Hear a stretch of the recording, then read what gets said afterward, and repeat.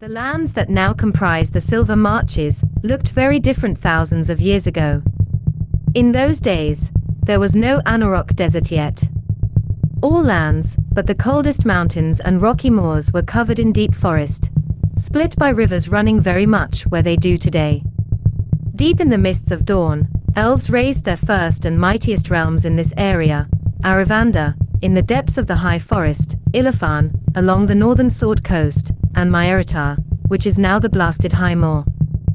For many thousands of years these realms endured. The dwarfs of Delzoun conquered mountains and caverns from the spine of the world to the narrow sea, where the western edge of Anorok now lies. Goblins flourished everywhere, and orcs rose in the northernmost peaks and glacier. Humans, too, lived in the north. They learned magic from elves, and humans and orcs fought over the ruins left when the great elf kingdoms made war upon each other. The first human realm of note was Ilusk, now little more than an echo in the city of Luskan. Ilusk lay along the Sword Coast, though its true extent is only guesswork now. Where the dwarf realm of Delzoun reached its southeast border, Neferil began. This mighty empire, the second great human land in the north, grew about the narrow sea between -4,000 and -3,000 dr. In their arrogance, the humans of Neferil thought to work greater, more reckless magics than the elves had ever dared to master. The wizards of Neferil harnessed the very power of the weave itself, using its unbelievable might to give life to wonders and terrors never before seen in Vran. Even as the wizards of Neferil feuded, the Pharaohs, the secret enemy of Neferil, crafted a dire sorcery and poisoned the heart of the human realm with a magical desert. Neferil's catastrophic end came in -339 dr, the year of Sundered Reps, when the archwizard Karsus attempted a spell that would transform him into a god, that failed, and in his fall destroyed Mistril, the goddess of magic, and any great work sustained by the art. The survivors of Neferil scattered as orcs swept out of mountains everywhere in the north in numbers never seen before or since. The ancient dwarf realm of Delzoun fell in -100 dr. Alone among the realms of the north, the elf realm of Irlan held against the orc tide. Some of the descendants of the Neferis founded or occupied the northern holds that would become Askelhorn, Silvermoon, Everlund, and Sunderbar. Others sank into barbarism, mingled with the Iluskans, and became the Uthgard peoples. The High Prince, his sons, and certain members of the city's clergy know much more about the destruction of their homeland than is brought out in the official history. Ironically, it was not the Pharaohs that struck the final blow against Neferil, it was one of their own. During the city's time in the Plain of Shadow, it was cut off from Vran and unable to return. The clerics of Shah were able to cast divination spells successfully, however, and their dark deity provided them with information that enabled them to discern the truth about what befell Neferil, or, at least, the truth that Shah would have them know. According to the cleric's findings, one of the most skilled and potent arcanists of the empire, known to history as Karsus, attempted to end the war with one decisive blow. When the nature of the Pharaoh's life-drain spells became known, Karsus began work on a spell of his own that he believed would enable him to save his people. Without a doubt, it was the mightiest arcane magic ever wielded by a mortal in the history of Vran. Karsus's spell would enable him to merge temporarily, but directly, with the essence of any deity. He would, in effect, temporarily become a deity, gaining access to divine power. He planned to wield this divine might to destroy the Pharaohs and end their threat forever. Though he was aware that the spell might well cost him his life, Karsus deemed the sacrifice worth the risk. However, something went terribly wrong. Karsus lost control of his spell, and the resulting arcane backlash nearly destroyed the weave, wreaking havoc throughout Vran. Karsus was killed by the unrestrained magical energy, and the magnitude of the damage to the weave sent Neferil's flying cities plummeting to the ground, killing all their inhabitants. Enclaves, outposts, and communities of all sizes across the empire suffered similar fates, as their mithalas exploded and their immense architectural achievements came crashing down atop their citizens. Only the High Prince's city, safely within the plane of shadow, was spared this fate. High Prince Telemont and the other Shadowvars, who are aware of these facts, are content to allow their subjects to believe that the Farims caused their empire's downfall. Karsus the Arcanist decided to merge with Mistral, the Neferese deity of magic. The result was catastrophic. When his essence combined with Mistral's, the deity lost the ability to maintain the weave. The goddess sacrificed herself to save the weave before the damage became irreparable, but in so doing she temporarily obstructed the weave, ending its connection with Vran. Karsus was killed by the experience, just as he had predicted, but he did not gain Mistral's divine power for a period long enough to wield it successfully. The wholesale cessation of magical energy sent arcane shockwaves throughout Vran, since all spells and wondrous items ceased to function abruptly. The survivors of this catastrophe and their descendants were responsible for the rise of the now-ruined empires of Anoria, Londaf, and Assam, but Neferil itself was gone.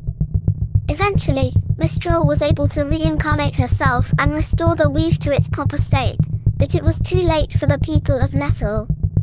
The folly of Karsus had done what the Farims had been unable to do. The Neferese Empire was no more. The body of Karsus, made gigantic by the influx of divine energy, fell to earth as he died. It shattered, leaving a silent reminder of his folly to future wizards, a single redstone butte at the base of a high cliff, in what is now the Dire Wood. A single flying city miraculously escaped the catastrophe unscathed, purely by happenstance.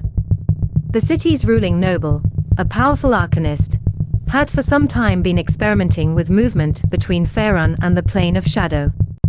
His studies eventually enabled him to move not only himself freely between the two, but other people and objects as well.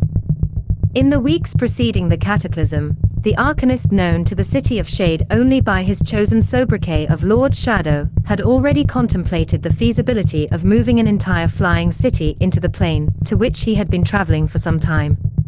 He gave the order for the city to prepare itself for the experiment mere days before Karsus cast his spell. On the very eve of the disaster, Lord Shadow transported his entire city, and all its inhabitants, to the Plane of Shadow. Once there, he was pleased to see that his predictions were correct. The city and its citizens suffered no immediate ill effects from the journey.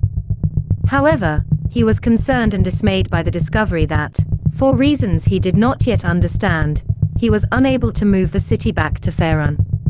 Unraveling this mystery took weeks, and when the city returned to Neferil, its inhabitants could only gape with horror at what it found. 4 days the city journeyed across the ruins of Neferil, searching desperately for survivors, to no avail.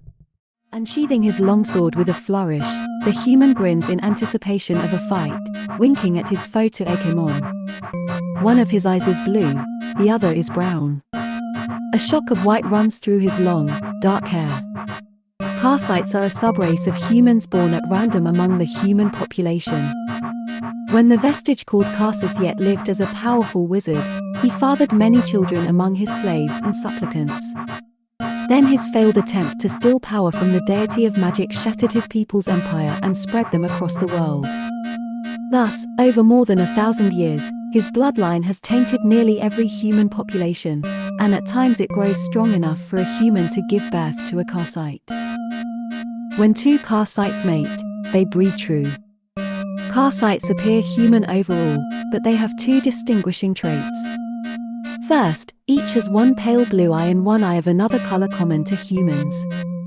A Karsite also has a shock of white hair on his head. These traits appear infrequently among normal humans, and almost never at the same time. In communities where Karsites mate exclusively with one another, other features also become common, such as straight blonde or black hair, a sharp widow's peak, and a small nose and mouth.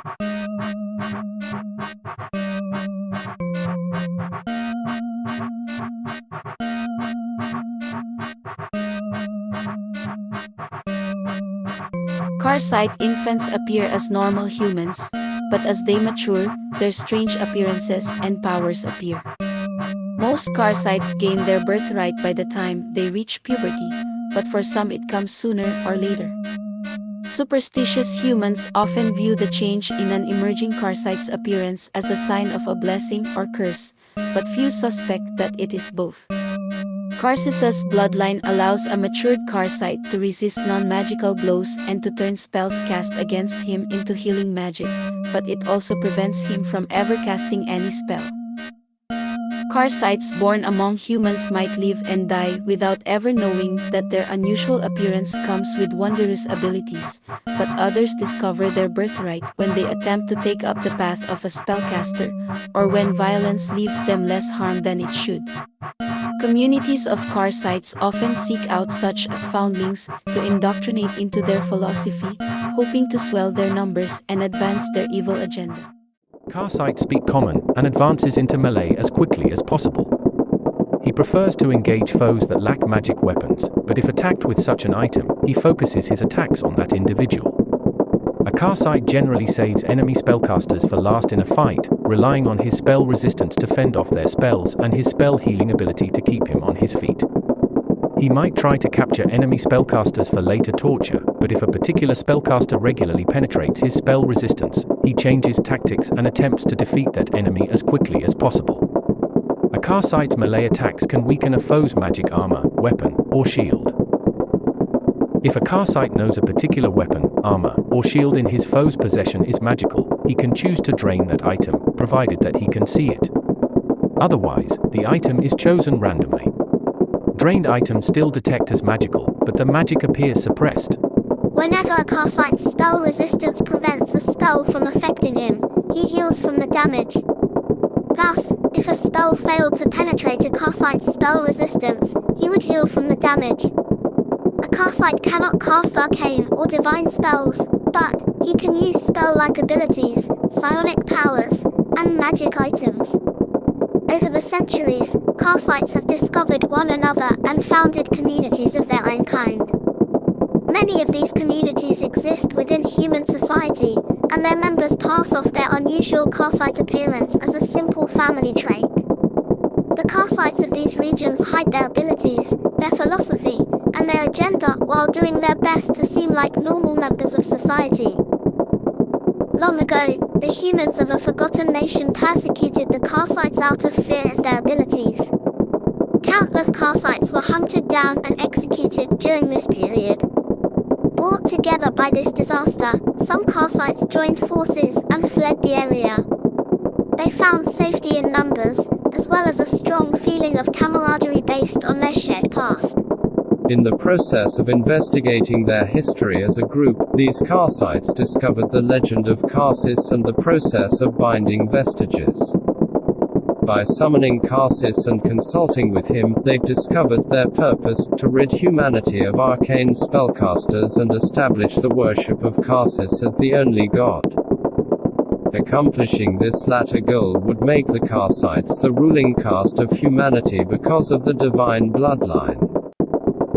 Communities of Carsites work toward this goal in many ways, such as discrediting the good works of heroic spellcasters, preventing the founding of temples and schools of magic, stealing magic items and ruining their creators, and taking leadership roles in human settlements. However, they carry out all their work in secret. Despite their evil natures, Carsites loathe killing other humans, primarily because doing so is robbing them of their future servants, who after all don't know any better now. However, they do relish the opportunity to harm spellcasters of any race. Most exceptional Carsites are fighters or binders. Some choose to become monks, barbarians, or rogues, and a few discover psionics and follow that path. Almost no Carsite becomes a ranger or paladin, however, and none are clerics, druids, sorcerers, or wizards.